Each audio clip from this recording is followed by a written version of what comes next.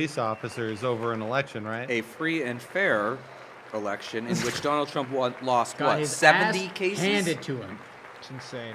I mean, Rudy Giuliani got $7 million debarred. One more opportunity to show common sense. Yeah, like $800 million almost. In the gallery tonight are Sage People lost their Blair jobs. and her mother, Michelle. Oh my God, another In pivot. 2021, Sage was 14 when school officials in Virginia sought to socially transition her to a new gender, treating her as a boy and hiding it from her parents. Hard to believe, isn't it? Before long, a confused Sage ran away from home after she was found in a horrific situation in Maryland. A left-wing judge refused to return Sage to her parents because they did not immediately state that their daughter was their son. Sage was thrown into an all-boys state home and suffered terribly for a long time. But today, all of that is behind them because Sage is a proud and wonderful young woman with a full ride scholarship to Liberty University. Sage and Michelle, please stand up. People getting pressured afterwards. Yeah, Right. but he's saying the school district forced this person to Schools are not forcing anybody to transition. Let's be very clear There's no here. fucking litter boxes. They're not forcing anyone. By the way, my mom was a public teacher, school teacher for like 35 years. You know how many people she forced to transition? Fucking Zero. Zero. I can't wait to read the real story of what the fuck Thank you he for just- your great Yeah, bravery. And who there's can way more believe to that that. we're even speaking The fact about that they this like are difference? latching onto like attacking 15 years trans ago, people if for somebody everything was is up here and just said that, we'd say, so gross. Hey, What's guys, wrong with him? let's do a quick fact check Now on we the have to stock say it trading because bill. it's This is from the New York going on Times. all over They said the numerous stock states. trading ban bill is Not very even telling popular the with voters, parents. but the version that Republicans are backing Surely we can all agree would no allow state members of can be Congress to allowed keep to their existing rip stocks children and from continue, parents' arms and transition knew it them wasn't gonna be good. to a new No. gender against and the continue parents' to will. sell it Don't if they believe provide you. 7 to 14 days notice. We must ban it. It would 7 also days? allow Ban them. it immediately. It would also allow he them talking to about banning reinvest now? dividends in new stocks Oh, and let trans spouse- care under and let 18. spouses and other Yeah, you family know what an members trade alternative way of freely on saying their that behalf. is?